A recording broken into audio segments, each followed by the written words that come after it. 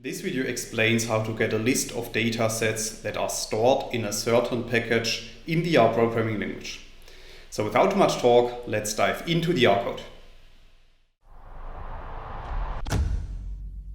In this video I will show you an example, and this example is based on the ggplot2 package. And in order to show this example, we first need to install and load the ggplot2 package, as you can see in lines 2 and 3 of the code. I have installed the package already, so for that reason I'm just going to load it with line 3. And then in the next step we can create a list of all the data sets that are provided by the ggplot2 package using the data function, as you can see in line 5 of the code.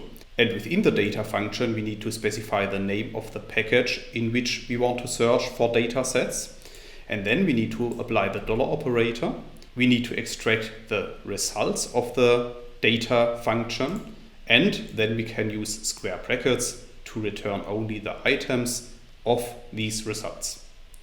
And then I'm storing the output of this in a new data object that I'm calling data list. So after running line 5 of the code, you can see that this data list is appearing at the top right.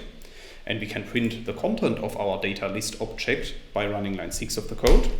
And then you can see at the bottom that we have created a vector which contains the names of the data sets that are provided by the ggplot2 package. So for instance, the ggplot2 package contains a data set which is called diamonds. And if we want to load and manipulate this data set, then we can apply the data function once again, as you can see in line 8 of the code. And within the data function, we need to specify the name of the data set that we want to load.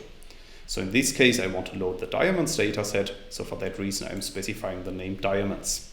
So after running this line of code, you can see that this data object is appearing at the top right.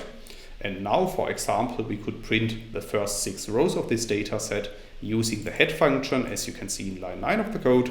So after running line 9 of the code, you can see at the bottom in the RStudio console that the diamonds dataset is a tuple.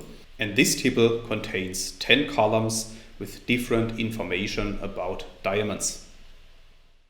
That's all I wanted to explain in this video. In case you want to learn more on this topic, you may check out my homepage statisticsglobe.com, because on my homepage I have recently published a tutorial in which I'm explaining the content of this video in some more detail. I will put a link to this tutorial into the description of the video so you can find it there.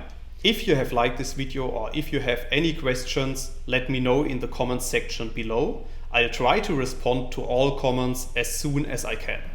Furthermore, make sure to subscribe to my YouTube channel to get notified about future video releases. I have already published about 500 videos on this channel, and I'm releasing new videos on a daily basis. Thanks a lot for watching. See you in the next video.